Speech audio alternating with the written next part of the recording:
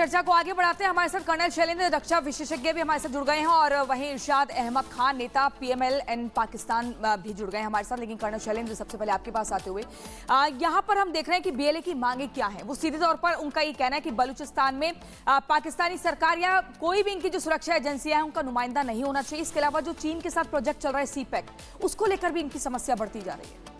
जय हिंद, नमस्कार। मैं तो ये कहूँगा कि हमारे पाकिस्तान पैनलिस्ट ज़रूर ये बात कहेंगे कि वहाँ कुछ हुआ ही नहीं है, BLA ने कुछ नहीं किया है, सब कुछ नॉर्मल है, जो बिल्कुल आराम से लोग चल फिर रहे हैं, कहीं किसी को थ्रेट नहीं है।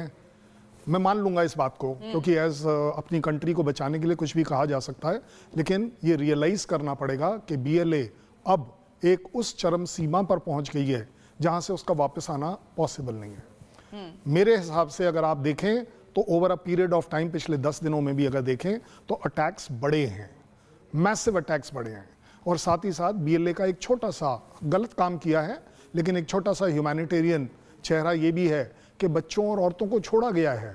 हार्ट पेशेंट नाम पे से एक आदमी को भी छोड़ा गया है। और बड़ी बात यह है, टैक्टिकल जिसको बोलते हैं हम, स्ट्रैटेजी जो अपना रहे हैं कि उन्होंने उस ग्रुप में 2 ग्रुप डिवाइड कर रखे हैं। दैट मीन्स कि अगर किसी वजह से अगर आप ट्रेन को ओवरकम कर भी जाएं तो भी उनके पास बाकी लोग हैं। मेरे हिसाब से वो कम से कम जो 100-150 आर्मी के लोग हैं उनके ओहदेदार होंगे जिनको उन्होंने सेपरेट कर दिया है।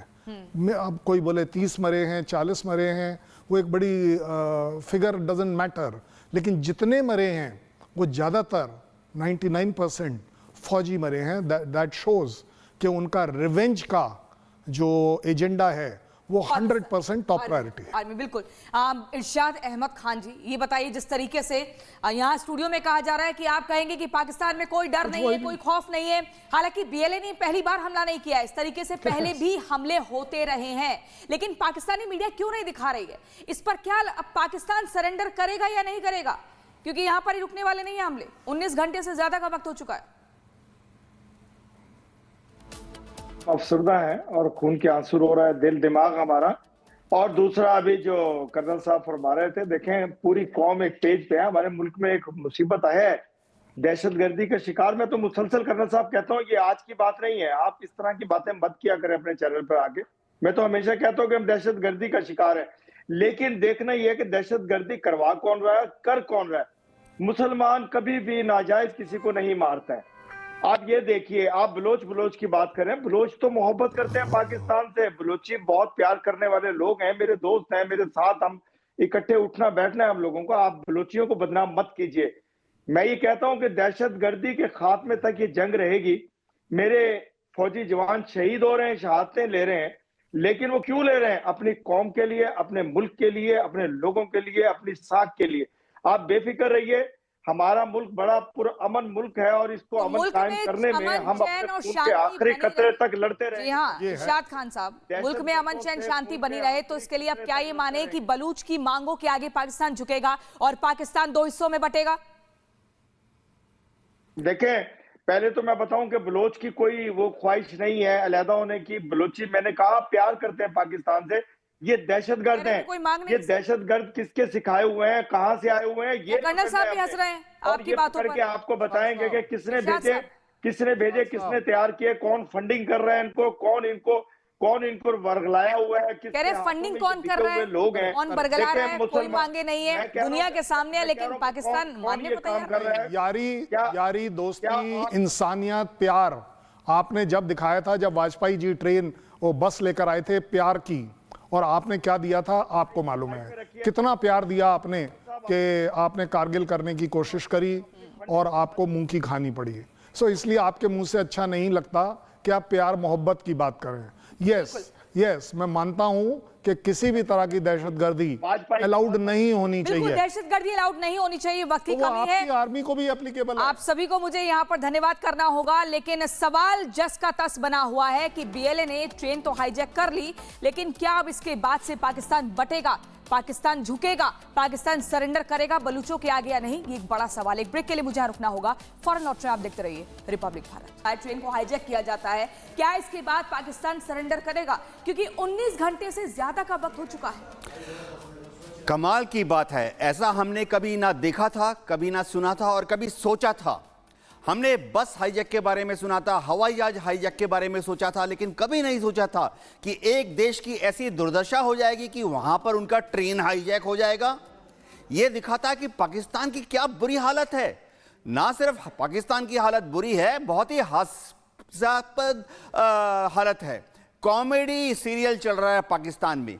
ये दिखाता है कि पाकिस्तान जो इतना बड़ा दावा करता है कि वो भारत को देख लेगा, वो अपनी अंदरूनी हालत पर भी कंट्रोल नहीं कर पा रहा है। सबसे बड़ी बात है कि टोटल सन्नाटा।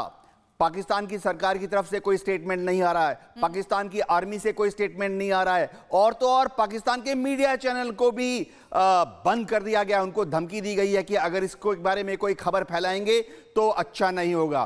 पाकिस्तान की मीडिया में भी सन्नाटा छाया हुआ है। लेकिन मैं बोलना चाहता हूं, एज ए बतौर सुरक्षा पर्सनल, मैं थोड़ा बहुत हाईजैक के केसेस में इन्वॉल्व था, हवाई जहाज के हाईजैक में। मैं बताना चाहता हूं कि यह दिखाता है कि पाकिस्तान की इंटेलिजेंस सर्विसेज टोटल फेल हो गई हैं। उनकी आईएसआई, उनकी जो इंटरनल सिक्योरिटी अपरेटस है, स्टेट पुलिस की जो इंटेलिजेंस यूनिट्स हैं, उनको इसकी खबर, इसकी भनक कैसे नहीं लगी। जब मालूम था कि बीएलए के जो लड़ाके हैं वो बहुत ही एक्टिव हैं और बीएलए के जो लड़ाके हैं वो बदला लेना चाहते हैं। हाल ही में पाकिस्तान की आर्मी, रेंजर्स और बॉर्डर कंस्टिट्यूबुलरी ने जिस तरह से हमला किया था बीएलए के ऊपर, उसके बाद से बीएलए बहुत ही खूंखार मूड में थी और शायद पाकिस्तान की एडमिनिस्ट्रेशन को, आर्मी को और उनके इंटेलिजेंस को इसको एंटिसिपेट करना था। Total failure of intelligence. ये एक और चीज दिखाता है कि शायद उनके इंटेलिजेंस सेटअप का मोराल बहुत लो है। लेकिन सर ये बताइए कि बीएलए ने एक बयान जारी किया है और सीधे तौर पर कहा है चीन और पाकिस्तान को धमकाते हुए कि अगर अपनी जिंदगी सुरक्षित चाहते हो तो बलूचिस्तान से बाहर निकल जाओ। इस बयान का क्या मतलब है? बहुत बड़ा मतलब है। चीन ने अब तक करीबन $62 बिलियन इन्वेस्ट किए हैं सीपैक प्रोजेक्ट में। उन्होंने जो शिंगजांग से लेके ग्वादर तक, ग्वादर बलूचिस्तान में है, जो प्रोजेक्ट बनाया है, उसके लिए बलूचिस्तान के जो कबीले हैं बहुत ही भोले लोग होते हैं, बहुत ईमानदार होते हैं, हार्ड वर्किंग होते हैं, लेकिन उनमें एक जज्बा होता है, बहुत बहादुर होते हैं, बहुत खूंखार होते हैं। उनको अगर कोई छेड़ता है तो वो भूलते नहीं है, बदला हमेशा लेते हैं। बिल्कुल। वहां पर जी सर, लेकिन मेरे को एक और चीजें समझनी है आपसे। एक ये समझना है कि इस बार जो हम बीएलए का एकदम तरीका देख रहे हैं वो काफी अलग है। पहले क्या होता था, पहले वो हमला करते थे, उसके बाद छिप जाते थे, लेकिन अब एकदम डटे हुए हैं, हमला भी कर रहे हैं, उसके बाद घेर भी रहे हैं और फिर खदेड़ते हुए लेके भी जा रहे हैं। इस स्ट्रैटेजी को कैसे देखा जाए? बीएलए का एक ही मकसद है कि दुनिया भर में एक सनसनी वाला खबर चला जाए। दुनिया भर के लोगों को पता होना चाहिए कि बलूच लिबरेशन आर्मी बलूच लोगों की आजादी का युद्ध लड़ रही हैं। उनको पहले तो वो कहते थे कि ऑटोनॉमी चाहिए,